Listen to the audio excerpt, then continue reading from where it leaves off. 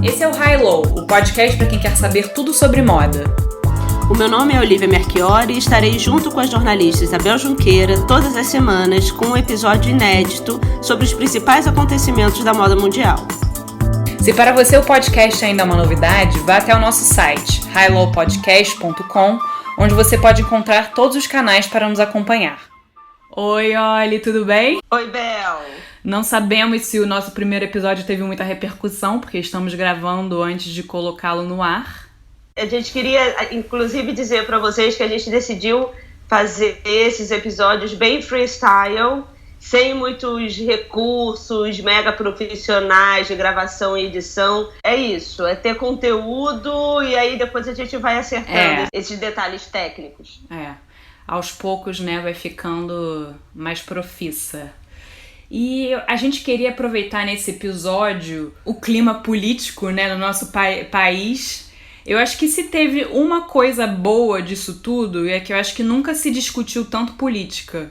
É interessante quando a gente vê na pauta de setores que normalmente não falariam sobre nome de deputado, senador, né? Durante muito tempo, na moda, essa não era uma pauta, né? E a gente, no último São Paulo Fashion Week, a gente viu posicionamentos muito fortes diante das agendas políticas. Teve um fechamento feito pela Carla Gerotto e vários jornalistas e estilistas, onde ela fez aquele mar da Lygia Clark vermelho, deixando muito claro a sua inclinação, né, de preferência política. E tivemos também na passarela estilistas com frases. Geralmente na moda isso não é tão claro, mas dessa vez foi bem explícito. Não que precise ter, isso que a gente vai discutir hoje, né? Uma frase na camisa para você conseguir comunicar. E eu acho que a gente também quis fazer esse episódio sobre moda e política, porque é muito comum, né, as pessoas acharem... Quem gosta de quem ama moda não tem nenhuma parte de intelecto, né? Moda é meio que considerado superficial, eu acho que pela maioria da população, né? Eu falei pra você que eu fui num jantar na semana passada, 2 semanas atrás, e mais uma vez tive que me colocar numa mesa onde tinham pessoas de outras áreas, a gente estava falando sobre política, mas nesse caso era uma médica falando, a gente estava falando sobre política, e depois ela me perguntou, e você faz o quê? Falei, eu faço moda. E aí ela diz, eu gosto de política, mas eu também adoro moda. Como se fossem áreas conflitantes e não complementares. Nesse momento, quando ela diz isso, eu falo, mas eu acredito que a estética é uma ética. Então eu não consigo separar tanto esse lado político do lado do se vestir. As escolhas que você faz em termos de cor, de proporção, a forma do seu cabelo, a cor do seu cabelo, o tipo de sapato, se é salto alto, se é tênis, se é chinelo, se é sandália. Tudo isso fala muito sobre a sua experiência de vida e o mundo que você quer habitar, né, no futuro. Eu li uma entrevista com a Milcha Prada e ela falava sobre isso e que tem 2 razões principais. A primeira é que roupa é algo muito íntimo, né? E quando você se veste, você torna público algo íntimo. A outra razão pela qual, com esse preconceito com a moda, é que moda é visto como um trabalho de mulher.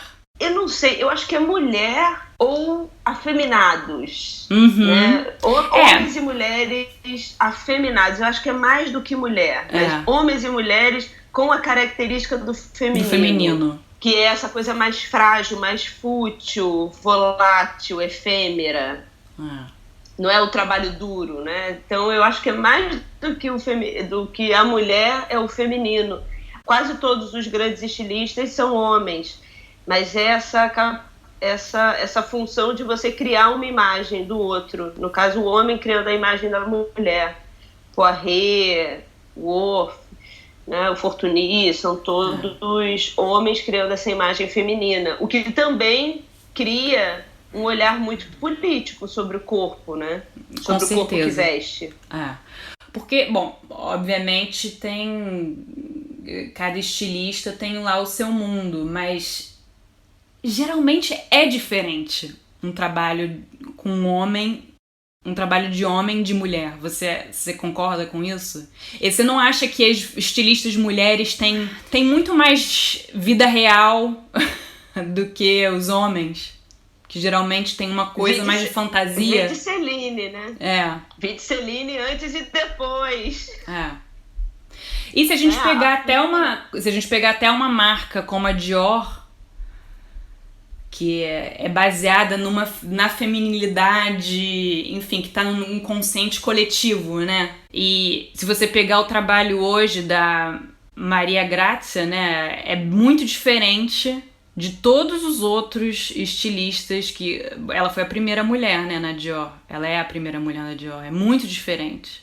É muito diferente, mas eu também te digo que não por isso é melhor, pelo menos pra mim. Uhum. Eu acho que ela foi para um lado que eu não acredito, que é essa necessidade de criar legenda sobre o que está fazendo. Até o último, da dança, eu achei mais impactante do que os outros, que ela botava aquele tricô e falava essa necessidade de se expressar feminista por aí. Uhum. Eu acho que, por exemplo, o Raf Simons, ele tinha um trabalho que empoderava as mulheres sem precisar dessa legenda.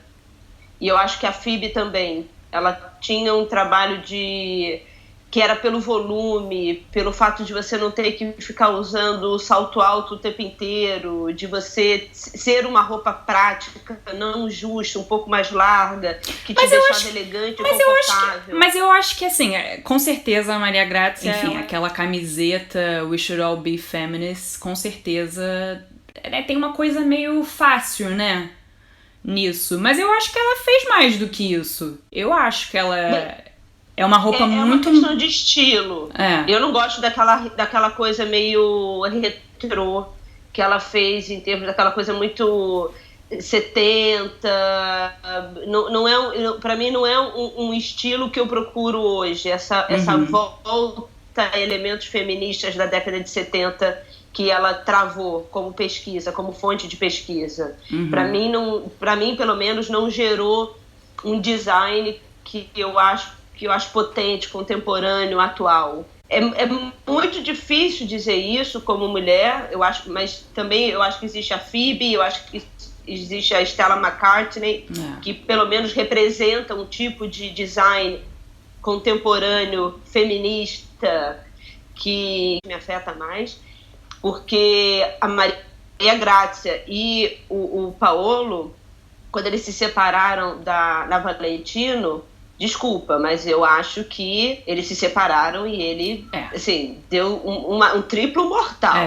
É verdade. Depois que eles se separaram. E ela foi fazer a Dior, que realmente não, apesar de todo o posicionamento interessante que ela tem, não me afeta em termos de design. Para mim não é uma mulher realmente empoderada, é mais uma legenda. Mas eu tenho certeza que para várias mulheres faz sentido. Vou puxar então a conversa para... Vamos falar um pouco de algumas peças. Porque em grandes momentos da história, como a Revolução Francesa, um dos símbolos mais fortes foi uma peça de moda. Foi uma roupa, que é a calça. Então, eu tava revendo um livro de uma historiadora chamada Christine Barr, e ela é historiadora, feminista. Ela escreveu 2 livros, um sobre a história da calça, e que antigamente a calça era peça de roupa com um símbolo subversivo e cheio de simbolismos, e com o tempo foi se perdendo, né? Porque na Revolução Francesa a calça virou o símbolo da Revolução, né? Porque a roupa aristocrática por excelência não era a calça, era a culotte, né? Que depois virou calcinha, mas que nessa época era tipo era como se fosse um short, que aí os homens eles usavam como se fosse uma meia calça, né, um colã por baixo, e era como se fosse um short, uma bermudinha, às vezes era bufante, às vezes era mais coladinho no corpo. E logo quando começou a Revolução Francesa, como é que eles se referem ao povo, né, e esse movimento popular, o sans-culotte. E aí depois a calça vira símbolo de poder, e, enfim, com todo o movimento feminismo do final do século XIX, início do século XX, as mulheres querem usar a calça, né, que é o símbolo de poder. Até maio de 68, as meninas tinham que usar tinham que usar saia nas escolas francesas. Eu não sei como é que era isso no Brasil. Mas mesmo quando estivesse no ápice do inverno, elas podiam usar calça, mas tinham que usar calça por baixo da saia. É interessante essa história da saia e como isso é muito político. E aí a gente vê esses entremeios entre economia, política e moda.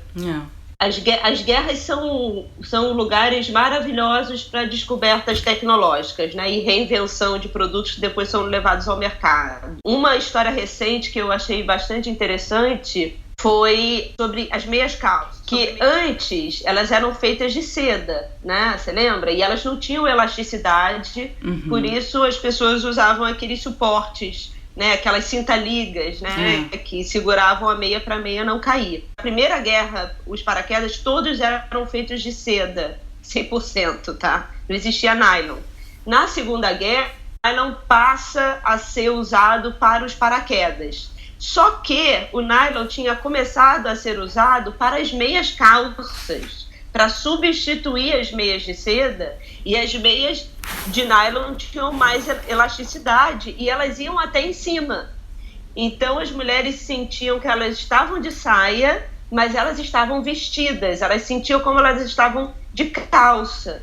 Então era uma calça invisível, mas o sentimento é que você estava coberta. E aí, na Segunda Guerra, né, esse nylon é retirado do mercado para os paraquedas. E elas, né, entendem, começam a fazer aquela linha atrás para fingirem que estavam de meia calça, porque não tinha mais nylon no mercado. Quando acaba a Segunda Guerra, a procura foi tão grande que a indústria não dava conta da meia calça. E as mulheres fizeram uma greve chamada de Stocking Strike, falando, se a gente não tiver a meia calça, a gente não vai trabalhar, porque a meia calça é o nosso símbolo de liberdade.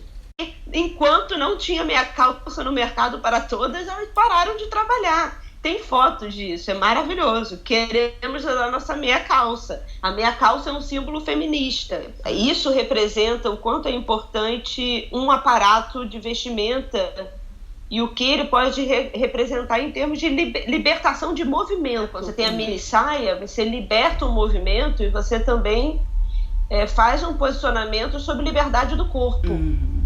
Eu tenho o direito de mostrar o que eu quiser. O biquíni também. Biquíni, década de 40. Né? Na hora que existe aquela primeira foto do biquíni, é uma revolução em termos de não vou esconder. Por que eu vou esconder? Né? Vou mostrar o meu corpo, sim. Então, você fazer a escolha por um biquíni, você fazer a escolha por uma meia calça, é extremamente político. Você acha que... Eu acho que cada vez mais os homens... Cada vez mais, talvez seja um exagero, mas a gente vê mais e mais homens usando saia. Você acha que até a gente morrer a gente vai ser uma coisa banal, Olivia? Isso para você ver quanto o vestuário é político. Porque depois de tanto tempo, nós ainda estamos nos perguntando por que no nosso dia a dia os homens têm tanta resistência com a saia. O que existe na saia? O corpo masculino é tão resistente à saia. Isso é uma declaração sobre como moda é política. Esse corpo, porque a saia representa um corpo afeminado, ou seja, sendo um corpo afeminado, é um corpo fragilizado. Ele não é um suporte de poder, de força. Né? Então, essa resistência é claramente uma evidência da força política que um vestuário pode ter. Aqui, falando do Brasil, existe um retorno à ideia da princesa. Quanto mais forte existe uma ação no sentido do feminismo, da libertação da mulher, existe também uma reação a isso. Quanto mais forte a ação, mais forte é a reação. E a reação que a gente tem visto é essa volta dessa mulher princesa. Mas aí o que é exatamente? Você está falando das influencers brasileiras que são, na sua maior parte, sei lá, loirinhas, bem nascidas, com cabelinho assim ondulado. Salto alto e saia. Elementos historicamente femininos que são trazidos para reafirmar essa mulher que é contra a ideia da feminista. Uhum. Né? No outro podcast que a gente também faz propaganda dos outros aqui, lá no Maria com as Outras. Que a gente adora, a Branca Viana pergunta para as mulheres, né, se elas são feministas. E grande parte diz que não sou feminista. Porque a ideia da feminista é essa mulher masculinizada, essa mulher que queima sutiã, que não se depila. Essa ideia, entendeu? Como se depilação tivesse... pelo amor de Deus, sabe? Também, assim, num momento desse, a gente ficar discutindo e avaliando se a pessoa se depila ou não depila. Mas nem aí, mas... Então você acha que então realmente em quase todos os episódios do Maria vai com as Outras, quando a apresentadora perguntava para as entrevistadas, e as entrevistadas eram mulheres de todos os tipos de classe social, muito poucas falavam, se afirmavam feministas. E você acha então que é por causa de uma questão de aparência, principalmente? Acho. É verdade, faz total sentido. Porque tudo que a maior parte falava tá completamente de acordo com o feminismo, com a agenda feminista, mas elas não conseguiam se afirmar feminista. Eu acho que é aparência. E todas elas falavam, não, eu quero a minha família, eu gosto da minha família, eu gosto do meu lugar de mãe.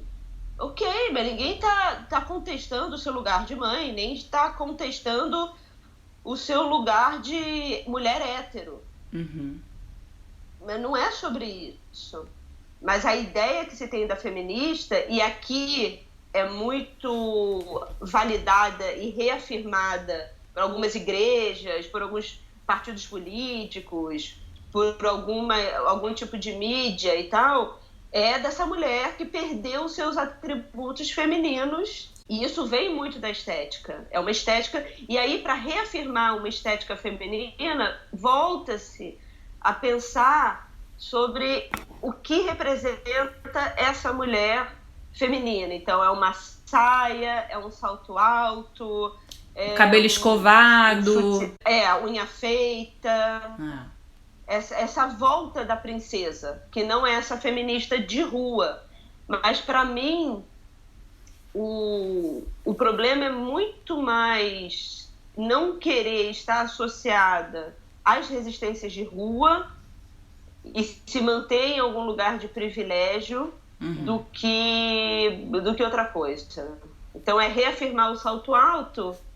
É aquilo que a gente falou, não sei se foi no... Agora eu já me perdi entre as nossas conversas. Mas só uma coisa, você acha que isso é específico do Brasil? Não, mundial. O que a gente tem visto em todas as áreas é que essa democratização da informação, a internet, fez com que os pensamentos começassem a se homogeneizar. Então é difícil hoje em dia você falar que é um evento isolado de uma área, porque a comunicação ela se massificou, né, ao ponto que pessoas se vestem iguais, e se as pessoas estão se vestindo de forma muito semelhante, certamente elas estão experimentando um ambiente muito semelhante. Se elas estão experimentando ambientes semelhantes, o pensamento vai por aí, né? Porque, obviamente, o uniforme geralmente é ligado a ditaduras, né? O uniforme não necessariamente é um macacão cinza, né? Obviamente ele a gente... Obviamente, quando a gente pensa no uniforme, a gente pensa, sei lá, na juventude nazista, ou então na túnica Mao, né? Que é uma peça muito política também, que foi criada meio que pra ser o antagonista do business suit americano. Eu tava lendo sobre... Porque eu adoro a Coreia do Norte, eu adoro pesquisar sobre a Coreia do Norte. E que lá... susto, eu adoro Coreia do Norte. Não, é um país que me fascina, então eu adoro pesquisar sobre. E lá, por exemplo, se você quiser cortar o cabelo, tem uma tabela de cortes para homem, uma tabela de cortes para mulher, sei lá, uns 20 para cada sexo. E uma coisa que você não vê também na Coreia do Norte é jeans. Porque o jeans é o símbolo maior da decadência ocidental. Mas é muito engraçado. Eu escrevi uma matéria, você sabe muito bem, escrevi uma matéria para Piauí sobre a Maddy e a Monette, que são duas senhoras gêmeas, muito bonitinhas. Elas já tiveram um duo de cabaré e elas fazem muito cinema francês. Elas fizeram pontas, sei lá, na Amélie Poulain, no Paris Je t'aime, Paris Eu Te Amo. E aí, quando eu tava fazendo o perfil delas, elas me contaram uma história muito gozada, que é o seguinte, elas se vestem iguaizinhas. Elas não dizem a idade, elas devem ter entre 70 e 80 anos. Eu acho que mais pra 80, na verdade. E até hoje elas se vestem de maneira idêntica. E aí elas estavam me falando, eu até terminei a matéria, assim, que teve uma vez que uns garotos pararam elas pra rir da cara delas, do fato que elas se vestiam iguaizinhas. E aí elas retrucaram: ah, vocês estão falando da gente, mas olha vocês. Todos os garotos vestidos iguais, assim, moletom, calça jeans, com o mesmo tênis, sei lá, da Nike ou Adidas.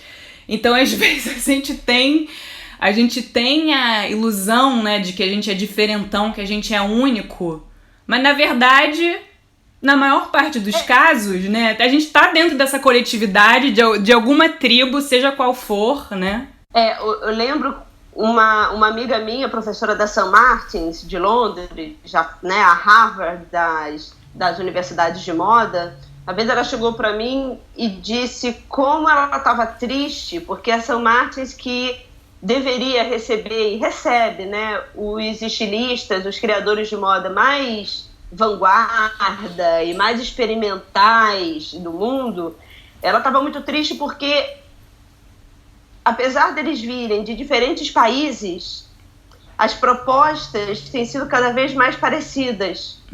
E é isso, a pior gaiola é aquela que é invisível, a olho nu. Então a Coreia do Norte é muito clara na gaiola que ela estabelece. O problema é quando essas gaiolas são invisíveis, e o mercado sabe fazer muito isso.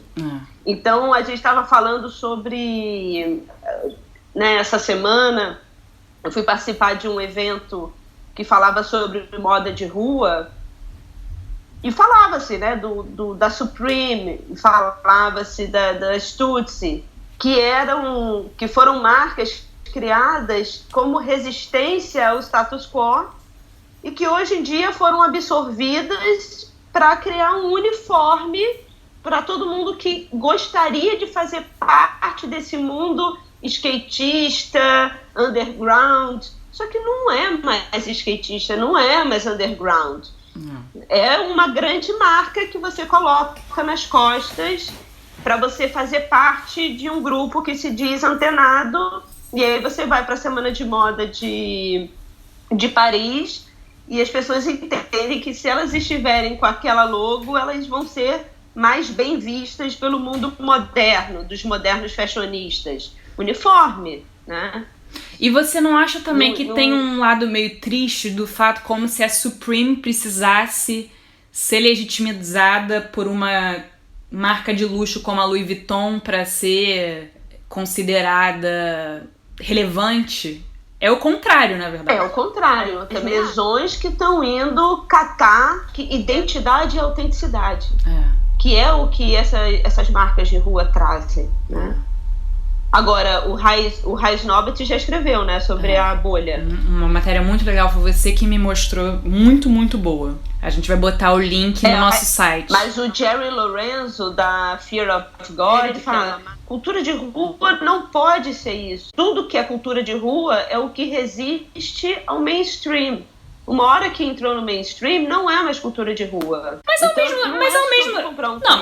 Mas ao mesmo tempo, se você pegar um símbolo do streetwear, os tênis Jordans, já é mainstream há muito tempo. Lançou e praticamente foi um mainstream. Mais ou menos, né? Os Jordans, quando eles foram criados, eles davam voz à superação, né? Não, com certeza. Mas era muito vendido. Foi muito vendido desde sempre. Então, foi muito vendido desde sempre. Então, acho que tem uma... que o Jordan, na década de 80, ele tinha uma representação outra. Tá, tudo bem. Não, concordo. Até, inclusive, de quem comprava. Ninguém ia pra um desfile de Jordan. Não. Não, com certeza. Não, com certeza não. Então, é aí. Mas o que eu quero dizer é que já era um produto muito popular. Com certeza o público, com o tempo, mudou. Exatamente, mas o popular ainda tem uma ressonância grande com as emergências de rua. O popular, ok. O problema é quando ele vira um uniforme do privilégio, como o Dead Sneakers, da Balenciaga. Aquilo é um uniforme do privilégio. O Jordan não. O Jordan, uma peça de vestuário que representa essa mudança social, essa mudança dos negros entrando no mercado de consumo. Porque tem isso, né? O Magic Johnson, um pouco antes, que não fez tanto sucesso como o Jordan, depois do Michael Jordan. Magic Johnson, acho que é 81, o Jordan 83, uma coisa assim. É a figura daquele homem subindo na quadra de basquete. Super-herói, né? Super-herói. Aliás, eu não sei se a sua referência é aquele episódio do Netflix. Tem uma série do Netflix sobre design. E um dos episódios é sobre tênis e sobre o Jordan, mais precisamente, e é muito interessante, porque fala de tudo isso. Fala obviamente do aspecto do design, mas fala muito do contexto sociopolítico, digamos assim. Você viu esse episódio? Não, esse é o Abstract que você tá falando? Abstract, é isso. Mas o que o mercado de luxo tá querendo pegar é exatamente essa ligação que a galera da rua tem com essas marcas que representam essas vozes estranguladas, né? É um lugar de liberdade. Todas essas marcas que a gente reconhece hoje como grandes marcas de surfwear, elas nasceram no final de 60 e início de 70. Que é essa época onde a juventude fala, não, eu não quero mais vestir aquela roupa, né, que restringe o movimento e que você tem medo de se jogar, né? Eu vou vestir jeans, camiseta, roupa de surfista e skatista. Eu quero, me jogar na vida. Que é muito parecido com o que tem acontecido hoje, né? Eu vou voltar um pouco na conversa, porque você falou, continuando nessa questão da rua e como as grandes marcas de luxo precisam comprar essa autenticidade da rua, né, que você falou. E eu acho que um momento muito simbólico, isso tudo tem a ver também com representatividade, né, Olivia? Uma coisa é, sei lá, o Kim Jones fazer uma roupa inspirada em streetwear, né, com os códigos do streetwear. E aí agora um capítulo novo com, por exemplo, o Virgil Abloh. Mas eu acho que tem esse primeiro momento que é você fazer collabs, né? A Louis Vuitton fazer uma collab com a Supreme. E agora um segundo passo, né, mais importante é você trazer alguém que vem desse mundo, né, como o Virgil Abloh, que foi diretor criativo do Kanye West durante muito tempo, para ele encabeçar a equipe de estilo masculino da Louis Vuitton. É um passo muito grande. Você acha que é um turning point, Olivia? Porque, assim, ele não... Eu fico muito emocionada. Eu também fiquei. Assim, ele não é exatamente o primeiro negro, porque tem o Olivier Rousteing na Balmain, né? Mas você não tem como comparar uma Balmain com a Louis Vuitton, que é a maior marca de luxo do mundo. Mas é por isso que eu sempre falo, o primeiro negro americano, porque a origem dele, pra mim, tem muita importância. Porque a França tem essa política golista e reação aos Estados Unidos, ao imperialismo, ela bate muito de frente. Então, por isso que eu falava, um negro americano que realmente não é a mesma coisa do Olivier Roussel, né? E obviamente não é a mesma coisa que um Marc Jacobs, que é um americano branco, que foi o primeiro estilista, né? Foi ele que criou a moda na Louis Vuitton, não existia antes dele. Obviamente vai além. Porque o Virgil, eu acho que ele... sobre representatividade, qualquer assunto, sempre a gente tem que tomar cuidado, né? E a gente sempre continuar repensando o que está acontecendo. Para mim foi muito emocionante ver o Virgil abraçando o Kanye West no final do desfile. Os dois não têm uma história humilde e tiveram que brigar muito na vida em termos financeiros. Nenhum veio, né? Nenhum tem essa história de máxima superação financeira. Mas eles representam uma superação da figura negra nos Estados Unidos. Eles representam uma história que se repetindo ali, a história de segregação nos Estados Unidos é muito recente, né? A emergência do hip hop, a coisa da rua se estabelecer como se estabeleceu, com a força que se estabeleceu, o que o hip hop começou a representar. Então, eu achei um turning point na história da moda, assim. Eu acho que vai ser um momento que vai ficar nos livros. E assim, e a gente já conversou sobre isso 1 milhão de vezes, mas eu vou falar aqui porque a gente não gravou isso, mas tem uma foto muito simbólica que é do Tommy Tom, publicada há 10 anos no site dele, e que mostrava a primeira semana de moda em que o Kanye West, que já era famoso na época, né, como artista solo e como produtor de música, obviamente que ele ia ficar mais famoso depois, mas que ele e o entourage dele, que incluía o Virgil, e incluía também o Don C, que é um sneakerhead de carteirinha e que um dos maiores, inclusive, dos Estados Unidos. E aí eles vêm pela primeira vez na semana de moda e eles parecem, assim, até no olhar deles, Olivia, assim, estranho no ninho. E mesmo o Kanye West já sendo famoso, eles não conseguiam entrar em todos os desfiles. E eles tinham... E a maneira que eles se vestem, assim, cheio de marca, assim, você vê muito, assim, Goiás. Eu não sei se era a maneira que eles viam pra se... Não sei, pra se misturar, não sei pra se inserir, né, naquele meio. E é impressionante como, em 10 anos, como se inverteu completamente, né? Porque eu acho que se não tivesse uma figura como o Kanye West, eu não sei se o streetwear seria tão incorporado à indústria do luxo. Eu acho que ele teve um papel muito importante. Eu acho que ele é uma pessoa muito inteligente. Agora, peraí, às vezes não, né? Às vezes não, gente. A gente... Não, mas aí, Olivia, a Olivia tá falando isso porque o Kanye West, ele faz muitas declarações polêmicas, assim, nos últimos 2 anos, então... Porque ele apoiou o Trump, enfim. Mas ele é muito inteligente. Mas assim, Olivia... Que racismo não existia nos Estados Unidos. Mas sinceramente, eu acho que ele... Porque todo mundo sabe que ele é bipolar, enfim, que ele tem vários problemas. Pra mim é ele que não tá tomando o medicamento dele, sinceramente. Assim, ele é inteligente no sentido de agenciamento próprio. Uhum. E isso você precisa ter uma grande inteligência.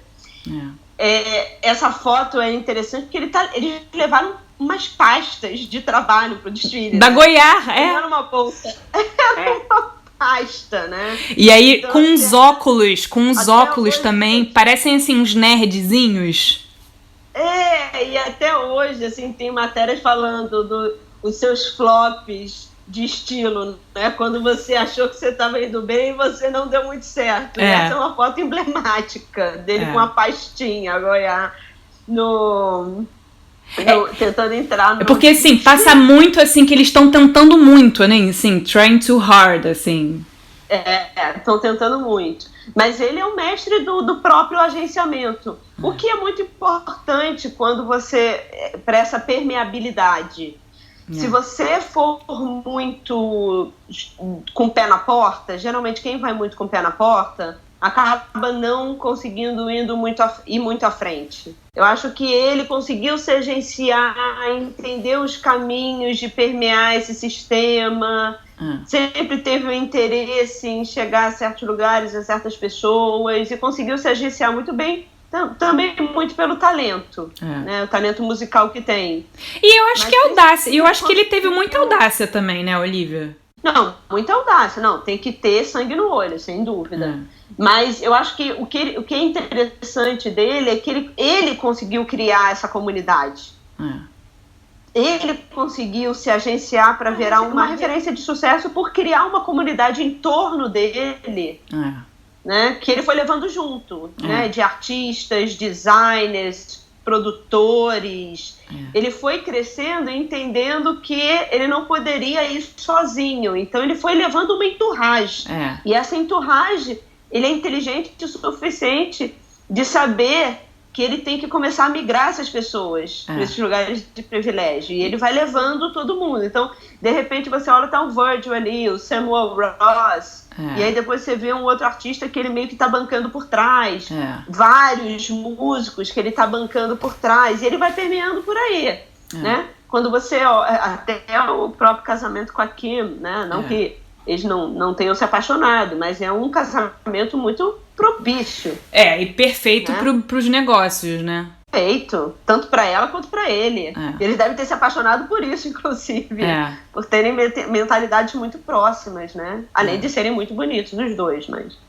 Mas uma outra coisa interessante no Kanye é que ele tentou ser um estilista, digamos assim, tradicional, fazendo um desfile em Paris. E isso completamente fail, né? Não deu certo. Foi quando ele se associa com a Adidas, que aí sim, né? Principalmente com um tênis. Porque mesmo os desfiles que ele fez com a Adidas, enfim... Mas eu acho que o interessante do Kanye West é que ele não vem... Ele vem pela música, que é o principal talento dele, mas ele cria esse ambiente muito mais amplo do que apenas a música. Então ele vai fazer roupa, ele entende a importância da roupa politicamente. Político sempre aliando a negócio, né? Ai, Olivia, queria tanto ter falado sobre a Melania, mas não dá tempo, eu tenho que ir embora. Não, eu tô vendo aqui, gente. Obrigada por aqueles que chegaram até aqui. E a gente vai deixar todas as referências no nosso site, highlowpodcast.com. Se vocês tiverem sugestões de pauta, escrevam pra gente no nosso Instagram. É fácil de encontrar a gente nas redes sociais. Então tá, gente. Obrigada pela audiência e até semana que vem. Um beijo, Bel. Beijo, Olivia. Tchau.